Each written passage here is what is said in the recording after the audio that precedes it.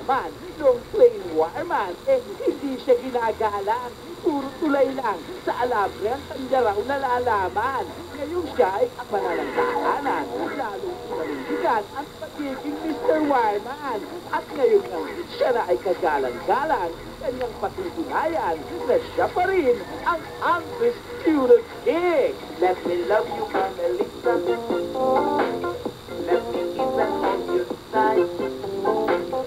Let the breakfast and affection. At hindi lang siya nag-iisa ngayon. Pati si Mrs. ginawa na rin itong si Warman na War Woman. Kaya sa umpisa, War ay kinapaka pa. At dahil ito na ang greatest performance nila, syempre, may rehearsal muna sa gagawin nilang kakaiba. Itong mag-asawa magsasayaw, mag-cha-cha. At syempre, dapat laging tama ang timpla dahil nagmamahalan sila.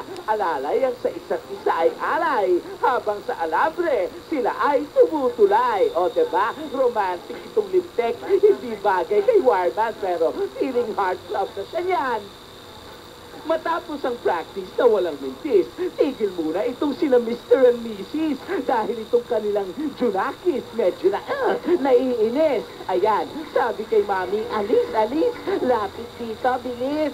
Aba, demanding na bata, manang-mana sa ina. Kapag kasi itong si Warman ginabi ng uwi, di sinasakal siya ng alambre. Itong si Mami, ganun lang yun, kasimple. What?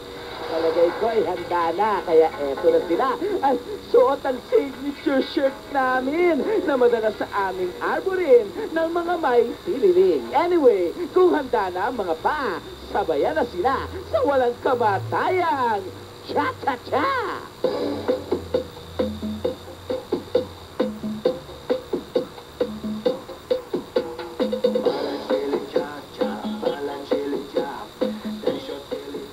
Diba?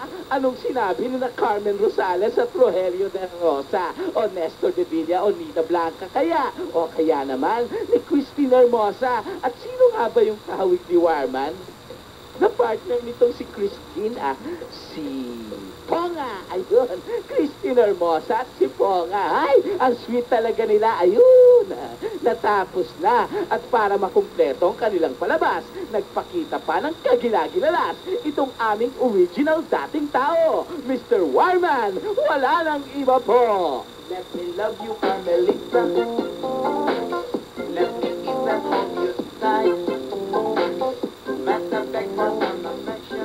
Ay, sa barbware umaapa kay Diyos me. Talampakan ay may libreng food scrub. Yun nga lang sa sugat ay tatad kapag nagkamali ng tapak.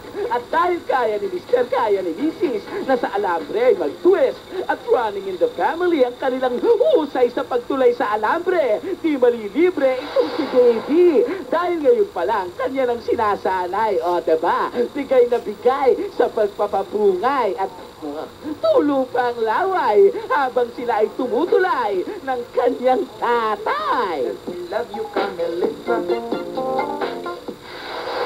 Di matatawaran ang galing ng minsan may baon ding kapalpakan. Tulad na lang ng pilit niyang pinagpipilitan na makabuo ng banda. Hindi banda kawayan, kundi banda ni Warman.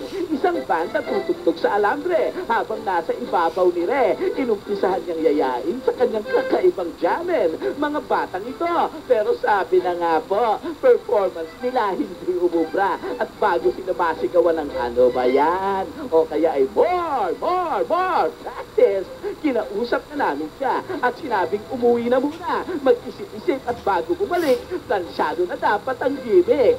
Higbi ang kanyang isinagot bago nagsimangot at nag-iiyak sa isang sulok. Nabagbag ang aming damdamin. Pumayag kami siya ay pabalikin at sa kanyang pagbabalik, eto na siya kasama bago niyang banda.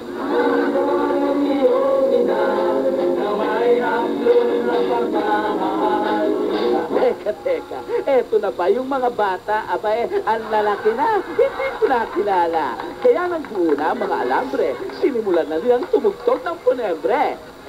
Ng bulate. Ayawan sa aning baryo, orkestra ay nagkagulo-gulo. Ang kanilang mga instrumento ay luma na at entonado. Pero maraming nakapansin, sintunado yata ang dating. Kasi alambre ay bitin, ang baba ng dating. Pero never say die ang banda natin. Kahit nakanta, kinuha pa ng pahiga. Ang drummer ay inuubo-ubo, ikain pang nagbabaho. Saksofonista ay mga gago, taga-turotot ay sira ulo. Ay, ganun pa rin. Kulang sa impact. Wala man lang pumalakpak. Kaya sa ayaw man namin at sa ayaw, Warman, better luck next time, ha? Huwag kang mag-shift sa music, ha? Dahil may problema ka. Imbis na suportahan ka, sakalinta ka. Mga stunt na palpak ay aming